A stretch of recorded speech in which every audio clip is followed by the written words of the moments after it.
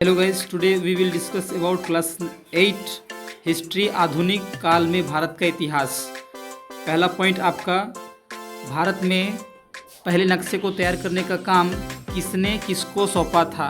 तो भारत में जो पहला नक्शा बना हुआ था, फर्स्ट मैप जो बना हुआ था, उसको रॉबर्ट क्लाइव ने जेम्स रेनेल को सौंपा था। दूसरा क्वेश्चन देखिए, भारत पर लगभग 3 सदियों तक, कितने सदियों तक, 3 सदियों तक, सदी मतलब 100 होता है, अंग्रेज़ों का शासन रहा। भारत के प्रथम गवर्नर जनरल कौन थे? तो वारेन हेस्टिंग्स थे। कब भारत आए थे? 1773 में।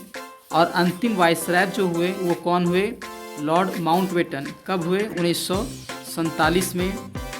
नेक्स्ट क्वेश्चन है, आधुनिक भारत के भौगोलिक भूभाग को दर्शाएं, कौन कौन से हैं? तो उत्तर में आपका हिमालय है, पश्चिम में है अरब सागर, पूर्व में बंगाल की खाड़ी तथा दक्षिण में हिंद महासागर। आगे देखें, भारत का क्षेत्रफल कितना है? तो 32.8 लाख वर्ग किलोमीटर, अर्थात 32,87,263 किलोमीटर स्क्वायर है। इसकी लंबाई की बात करें तो कश्मीर से लेकर के, अर्थात उत्तर से लेकर के कन्याकुमारी अर्थात दक्षिण तक भारत का जो विस्तार है वो लगभग 3200 किलोमीटर है।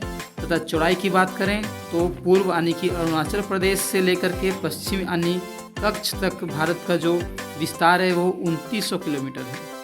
नेक्स्ट क्वेश्चन देखिए, भारत विश्व का दूसरा सबसे अधिक जनसंख्या वाला देश है। चूँकि अभी 2021 में जनगणना नहीं हुई है, तो यह अनुमान लगाया जा रहा है कि भारत पहले स्थान पर पहुंच सकता है, लेकिन अभी किताब के अनुसार ये दूसरा स्थान पर है। जेम्स मिल यानी कि जो स्कॉटलैंड के रहने वाले थे, उनका कथन था, काफ़ी फेमस है, क्लास 8 के बच्चों के लिए कई बार प्रश्न पूछे जाते हैं। इससे लेकर के सभ्यता के मामले में सभी एशियाई देश यूरोप से पिछड़े हैं, ये किसका कथन है? तो ये जेम्स मिल का कथन है। नेक्स्ट क्वेश्चन है, जेम्स मिल ने जो इतिहास को वर्गीकरण किया है वो कैसे वर्गीकरण किया है, किस तरह से किया है? तो उन्होंने भारतीय इतिहास को हिंदू और मुस्लिम शासक काल के रूप में वर्गीकृत किया है। भारतीय इतिहास का सर्वमान्य वर्गीकरण क्या रहा है? तो उसका सर्वमान्य जो वर्गीकरण रहा है, तो भारत के इतिहास को 3 भागों में बांटा गया है। पहला है आपका प्राचीन भारत, दूसरा है आपका मध्यकालीन भारत और तीसरा है आधुनिक भारत। औपनिवेशिक युग किसे कहते हैं? तो ब्रिटिश शासन के दौर को औपनिवेशिक युग कहा जाता है, अर्थात जो भारत में ब्रिटिश शासन रहा उसी को ही औपनिवेशिक युग कहा गया है। ऐसे औपनिवेशिक युग बाहरी शासकों द्वारा जब किसी खास सांस्कृतिक क्षेत्रों में कुछ खास बदलाव होते हैं, सांस्कृतिक, राजनीतिक या फिर आर्थिक किसी तरह से कोई बदलाव देखने को मिलता है, तो वहाँ पर आप औपनिवेशीकरण कह सकते हैं।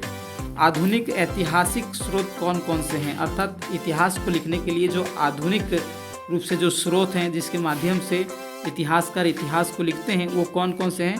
तो आप देखें, यहाँ पर किला है, मकबरा है, शिलालेख है तथा विदेशी यात्रियों की कृतियाँ हैं, यानी कि किताब, पुस्तकें वगैरह और मूर्तियाँ हैं।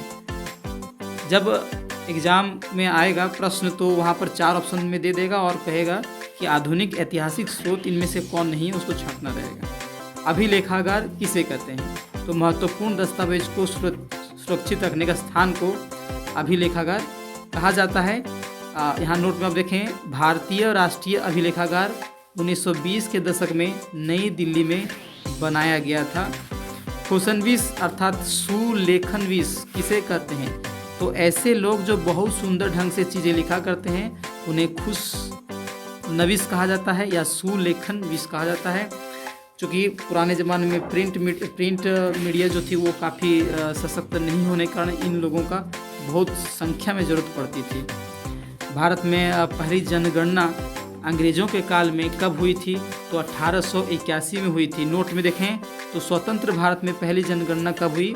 1951 में। इतिहास में किसका महत्व होता है? तिथियों का महत्व होता है। सरकारी दस्तावेज को कहाँ रखा जाता है? तो अभिलेखागार में।